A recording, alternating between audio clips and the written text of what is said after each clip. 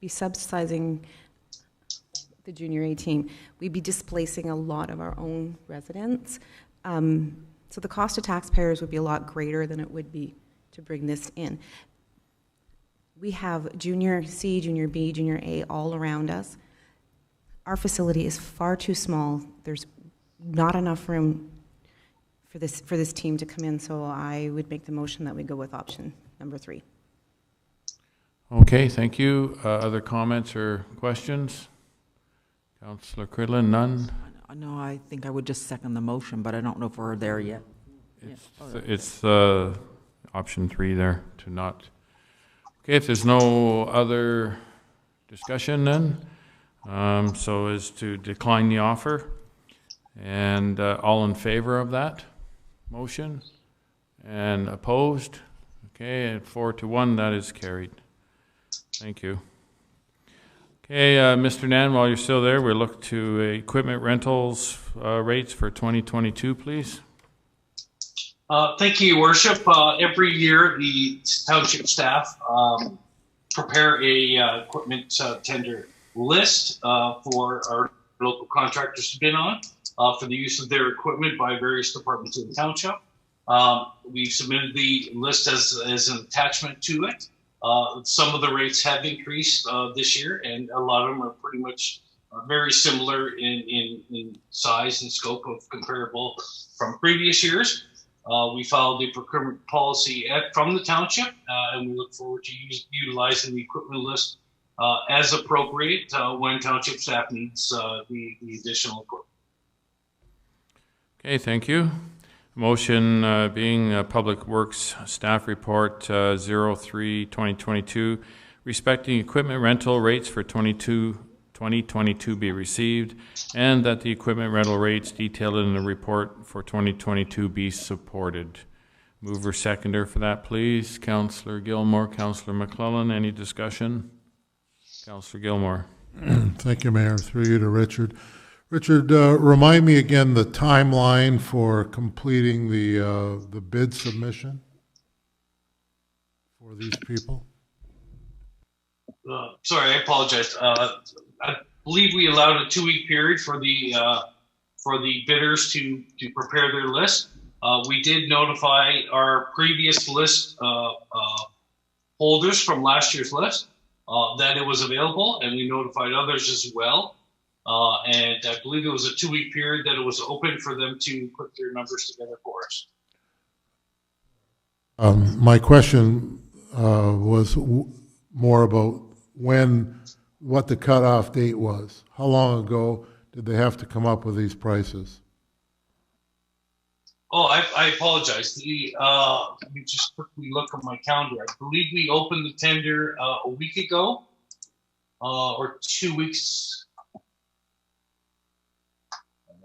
The tender opening for the equipment took place on the 25th of February. Okay, so it was reasonably current in light of the very recent and dramatic increase in fuel prices. My concern was that you put this out in January when things were so, quote, normal, and now a lot of these guys may just say, well, I can't do it for that, and you're not going to have any help. And maybe you don't need that much, but but if it was recent, then I'm all right with that. But I just wonder if you're going to get any pushback about fuel. But that's a very interesting point, because, I mean, fuel prices have gone up like 20% in the last 2 weeks since the 25th. So that would be an impact on this for sure. So, Richard, any comment on that, or is there any way we can address that? Well, I mean, we can discuss that. The issue would become we'd have to open it up for discussion with all the vendors and all the bidders. The other option is available to the equipment users, that if they can't utilize or they can't meet those specs, they can request that the equipment be pulled from the tender. As well as they could just tell us that it's not available at that price anymore, or it's not available at the time that we request those services. So there's different options for the companies, but other than opening up the entire tender package and putting a clause in there for fuel, which we didn't include because we weren't anticipating it when we wrote the tender. But I'm pretty sure most of them have anticipated the increase coming somewhat. But if they can't utilize, or if they can't make it available to us because of the extreme pricing, we would have to consider that for all vendors that bid to make it fair for everyone. Okay, thank you. Yeah, my concern simply is there are some reports that we're going to see within a month, $2.50. And I was reading some business information today that said that it could easily last up to a year before it starts to wane. So definitely the fuel price is an issue, and we don't want to get to the point where we don't have any equipment because nobody wants to rent it because they're not, the pricing is too low. So anyway, something to consider as we move forward. Any other questions? Councillor McClellan. Through you, Mr. Mayor, I was just wondering if there isn't something we could put in, like, I know we bid it 3 weeks ago before the fuel went up. If fuel was $1.20 a liter and it's now $1.60 a liter, I think some places we're looking at $1.95 a liter for diesel fuel, from what I've seen driving around. We should have a surcharge that we can put in there, like figure it out, you know, and be fair with these guys. Because, Richard, you're not going to get a truck, you're not going to get a dozer, you're not going to get anything unless we're renting them empty and we fill them.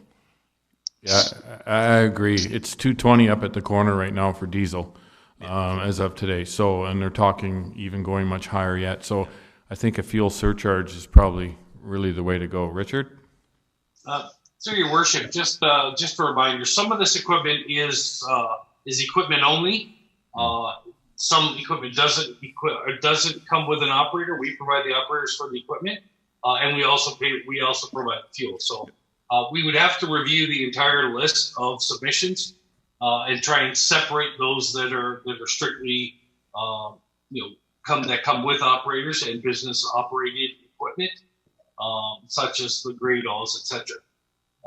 So we would have to review that, and then if council would like, I mean, we haven't heard from any of the contractors yet, but I believe if we start hearing from the contractors, we can review that and and discuss it with all of the vendors that submitted bids to make it a fair and equitable for everybody across the board if we decide to put a fuel surcharge.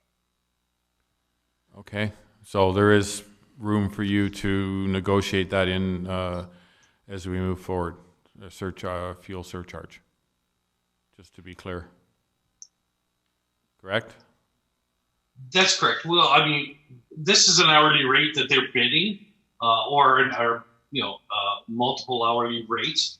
But if we're having issues getting some of this equipment, then yes, we could start discussing with everybody that did provide a bid to us.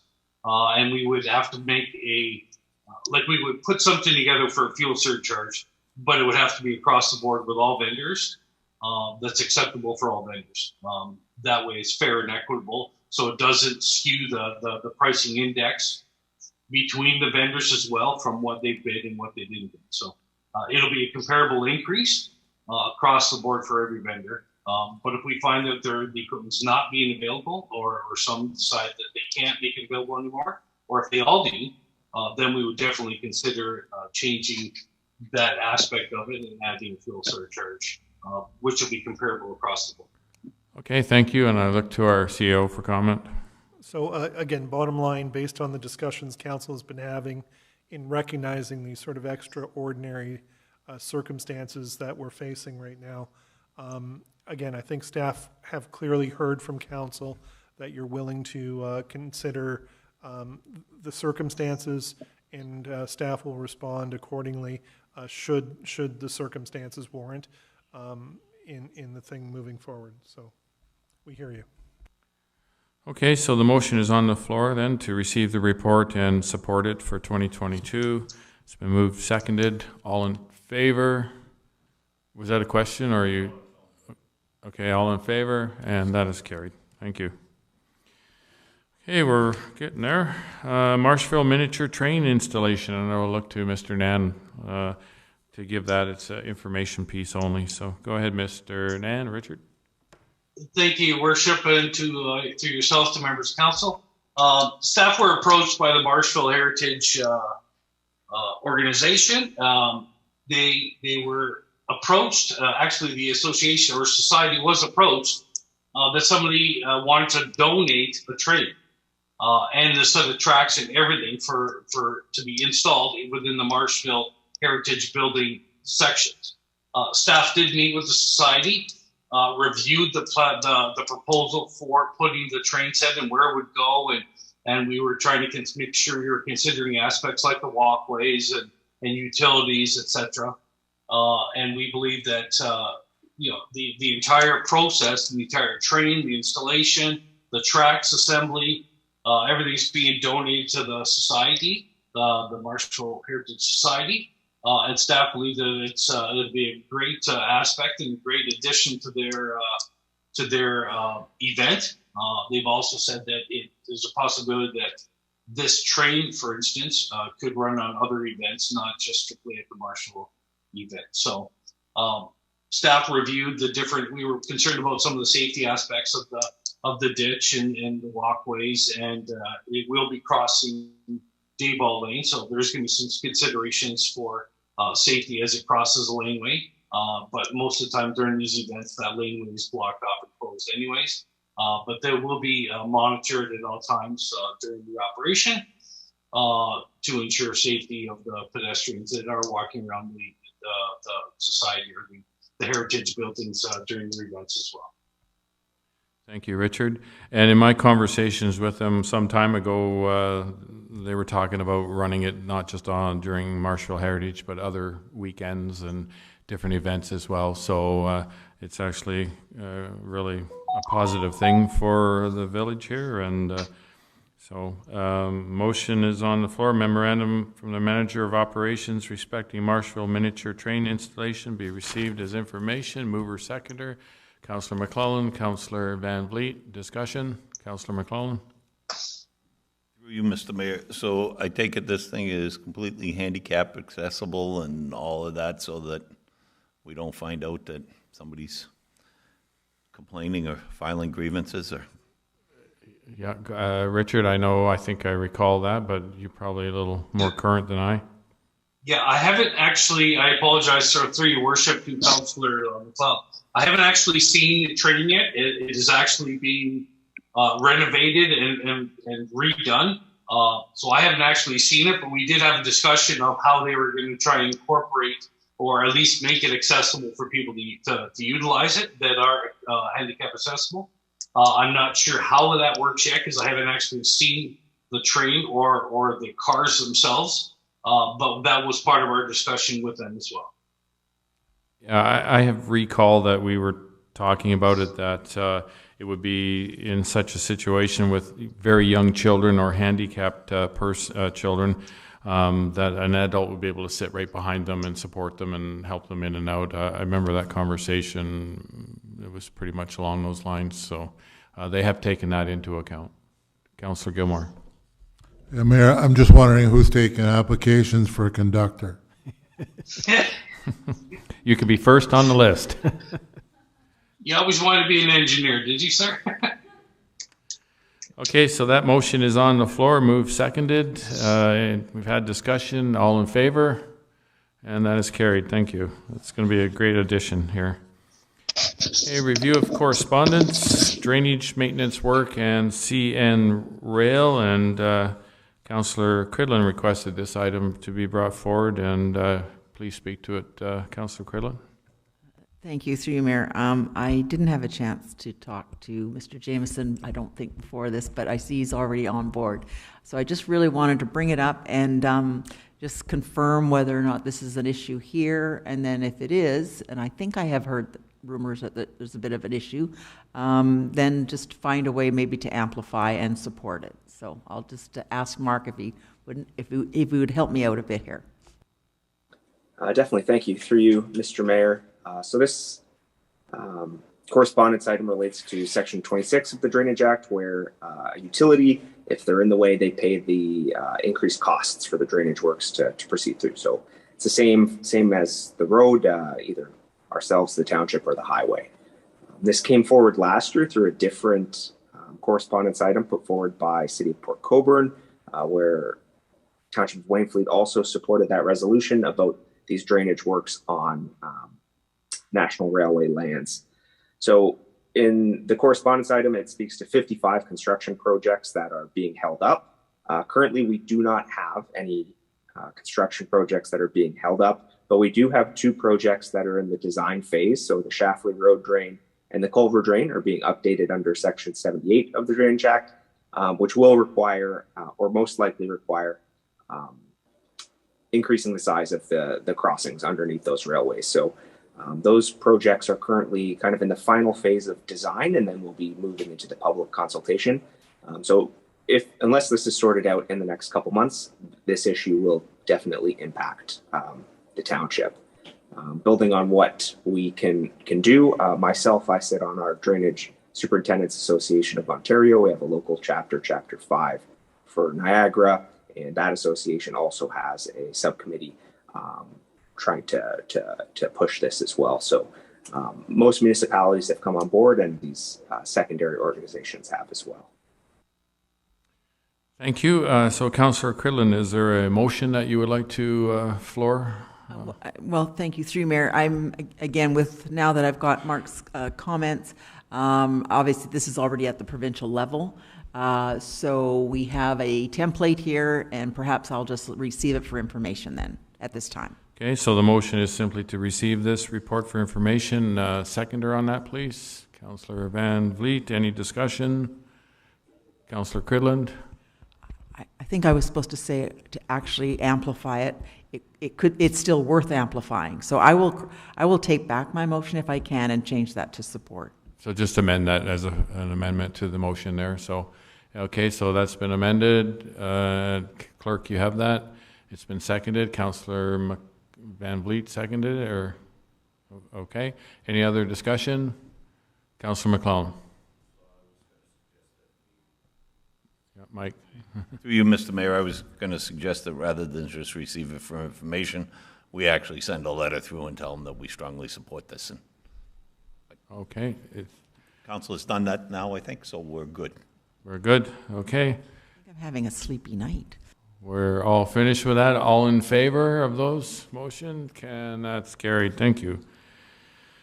We're moving on. Last item here, I believe. The Wainfleet Historical Society is a request for a tree planting at the Wainfleet Cenotaph in recognition of the 2022 Platinum Jubilee of Queen Elizabeth II.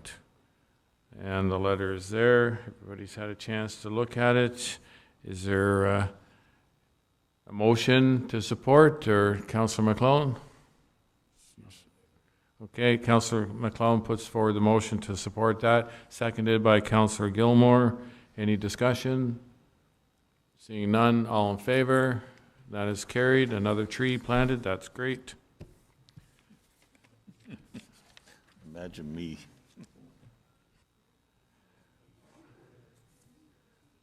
Okay, I have a memo here from the chief. That's not, okay.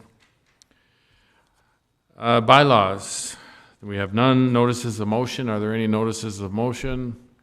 I see none. Closed meeting is finished, or do we have another one? No, we're closed meeting is done. So the bylaw to confirm the proceedings of council. I look to our clerk to do that, please. I could do that one. It's short and sweet.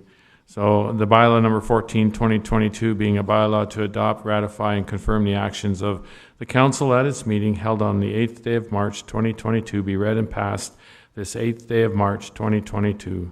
I have a mover and a seconder for that. Councillor Gilmore, Councillor Van Vliet. Any discussion? Seeing none, all in favor? That is carried. Thank you very much. Lots of good work done tonight. Our meeting is adjourned. Thank you.